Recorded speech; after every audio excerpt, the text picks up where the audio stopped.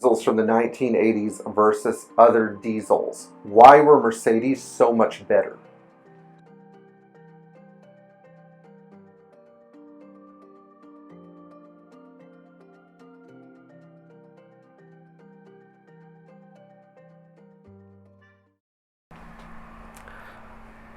Not all diesel cars are created equal.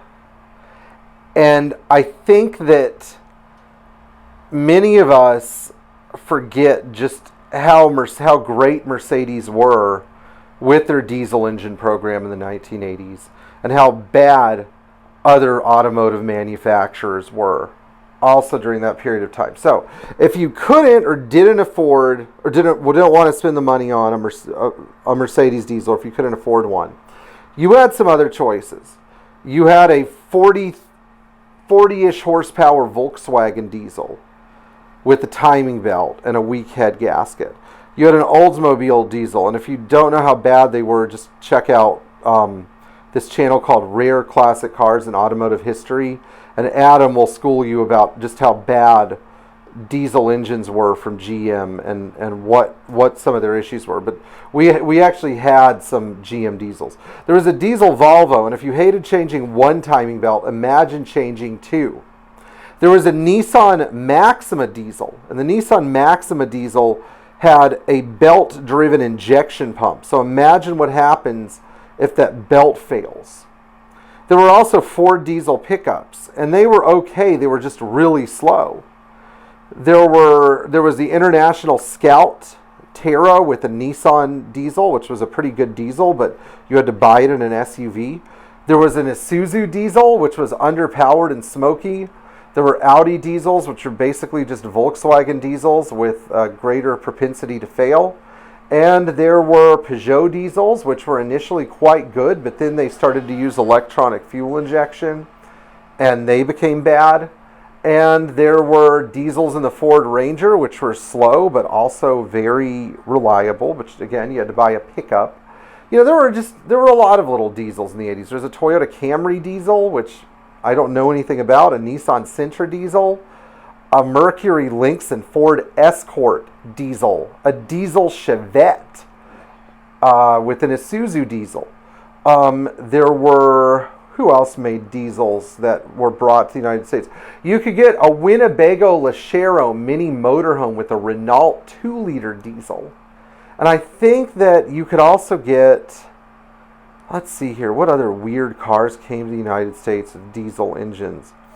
You know, I can't remember, but all the GM cars, Cadillac, Buick, Oldsmobile, Pontiac, they all had diesel options, and some of them were better than others, but none of them are here today. So, and there were BMW diesels, and there was a Lincoln with a BMW diesel, if you wanted to go that far. The BMW diesel was also a piece of junk, which is why you don't see any of them. And there was I think there were Nissan, Mitsubishi, Chevy Love, and Ford Courier diesel pickups as well. So during this period of time, everybody wanted a piece of the diesel pie, but Mercedes is the only one that has left a lasting legacy.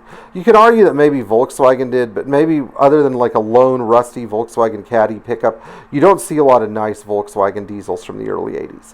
So why did Mercedes build their engines better? Well, first of all, they used cast iron heads. They didn't screw around with an aluminum head until they were ready, and arguably the Mercedes aluminum heads had their own negative legacy on the OM603 engine. Now, in the 601 engine and 602 non-turbo engine, they were fine, but generally aluminum is not the best material for a diesel engine head unless it's extremely well developed. Second of all, they used timing chains. The pump was chain-driven, the cam was chain-driven. The timing chains didn't break unless you were a doofus and tried to replace one and didn't crimp the master link wrong. So the moral of the story is you don't replace a timing chain unless it's going bad. Timing chains on Mercedes diesels are some of the strongest, toughest parts in the engine. I've only seen a couple of them that have failed, and again, it's because somebody else had been in there before and caused that failure. Now, another reason Mercedes engines did so well is because they were mostly analog. They didn't mess around with electronic fuel injection like Peugeot did. They built everything to work on a purely mechanical process. No control units, no electric pumps, no this, no that.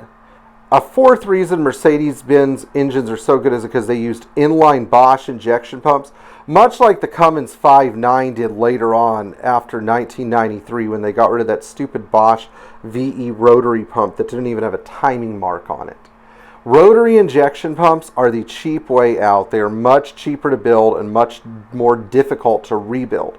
How do I know? Because we used to rebuild Stanadyne pumps at my dad's shop, and I remember on one occasion we put a rebuilt pump on a Ford 6.9 diesel, and the thing just took off, revved to about 6,800 RPM, and BTFO'd. BTFU'd.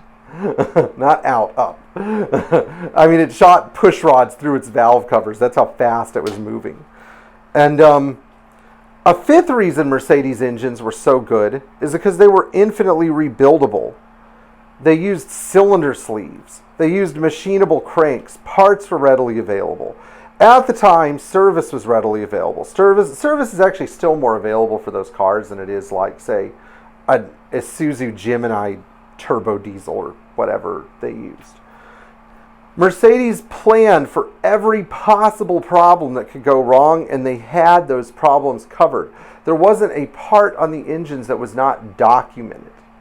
You know, and then of course you try to go buy parts for, I don't know, a Toyota diesel Camry or something, and they're just going to look at you and be like, huh? What was that?